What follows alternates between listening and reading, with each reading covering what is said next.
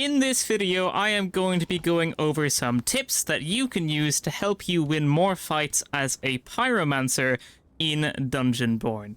In this fight, I've been hearing a person around me for a while, and I'm trying to figure out where they are. Then eventually, I hear them kind of through this door. Obviously, they're going to hear me as well, so there's not really so much point in crouching, but I think I was doing it just in case they didn't. I charge up the fireball so that I can maybe get them with a big one, but they back off, which is actually quite smart, so I neither charge it fully, nor do I hit them with the other one. They get close, so I use my E ability to make them go far away, and now obviously I know they're a Death Knight because they use their grab and their, like, soul storm thing on me.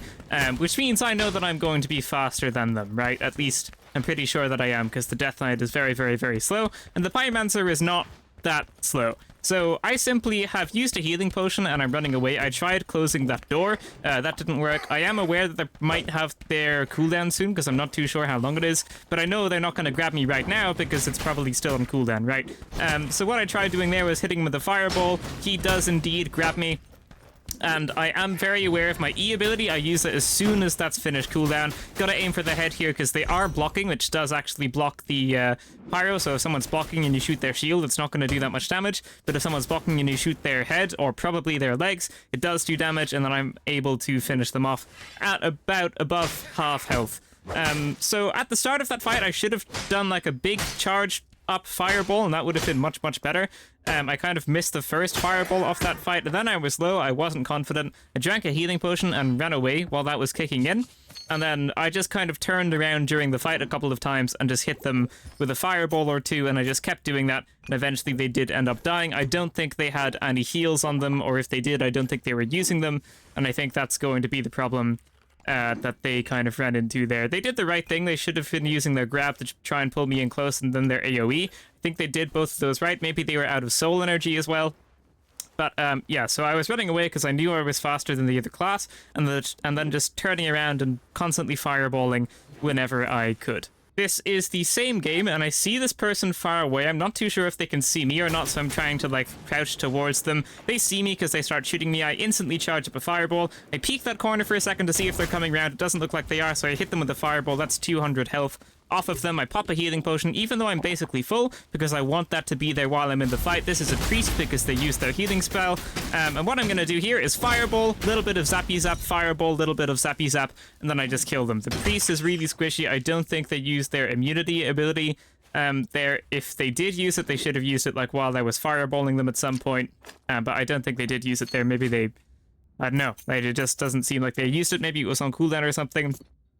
So yeah, in those close range fights, you really just gotta spam the fireballs. I started off the fight well that time with a long range, fully charged fireball, then up close you gotta spam the fireballs, and then while the fireball is on cooldown, you do a little bit of zappy zap or a little bit of a sword hit if you've got a sword on, or a little bit of the lightning staff, because I have one of those already, which I picked up earlier. You just gotta fireball, attack a little bit with something else, and then back to just fireball.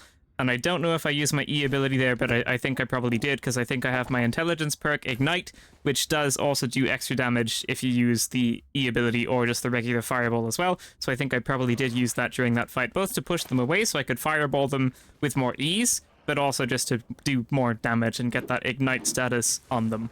This time I don't actually see or hear anyone. I'm closing this door. I was around this area before, so I didn't expect there to be a person, and then there was a person.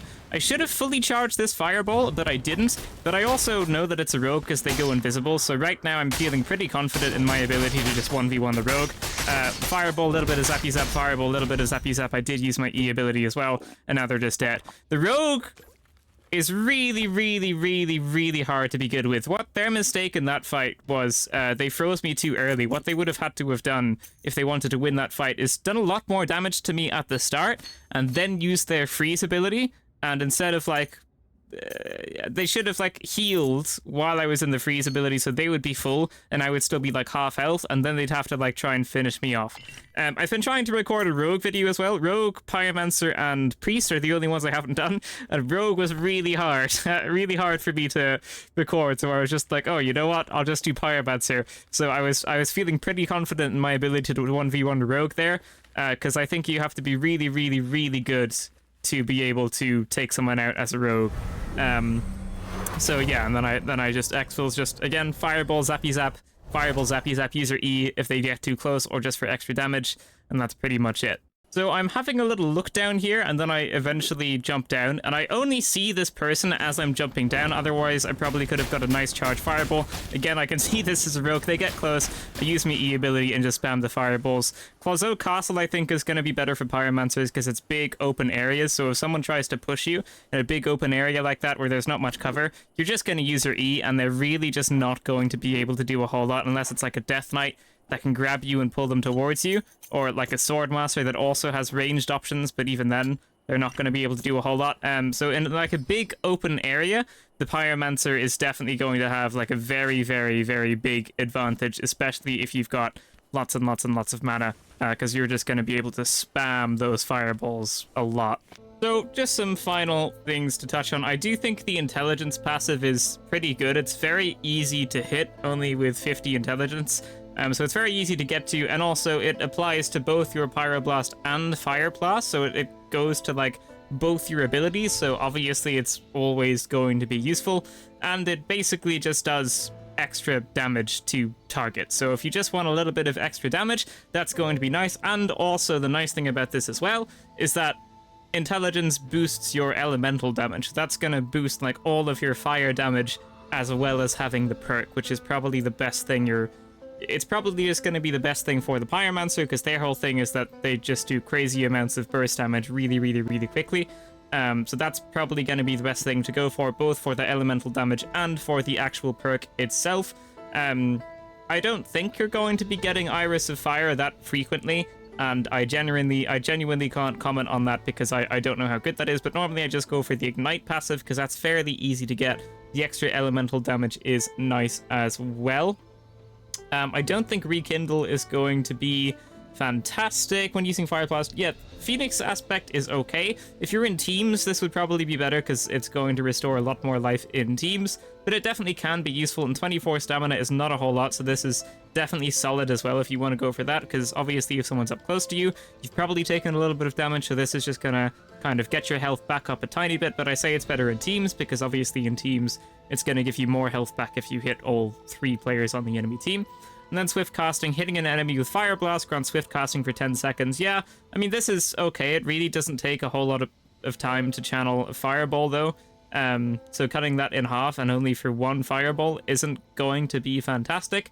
And also, movement speed and critical strike damage is nice, but it's not going to be better than just plus all elemental damage, I think. So I would say intelligence, but it's up to you. There's nothing here that like absolutely sucks or anything like that. All of these obviously have their uses.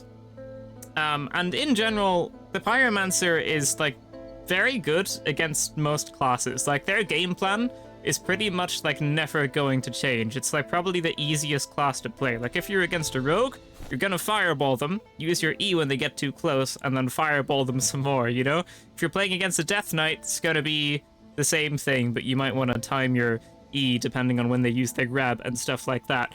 But pretty much against any class, you don't want them to get close to you, and you just want to shoot them with fireballs. If it's a long-range fight against, let's say, another Pyromancer, then that might change a little bit. You might want to go like to a medium range where you can both shoot each other with your fireballs, or maybe flank around and surprise them with an unexpected fireball, so that then you can push them and follow up, and they're going to be lower than you, so you'll probably win that fight.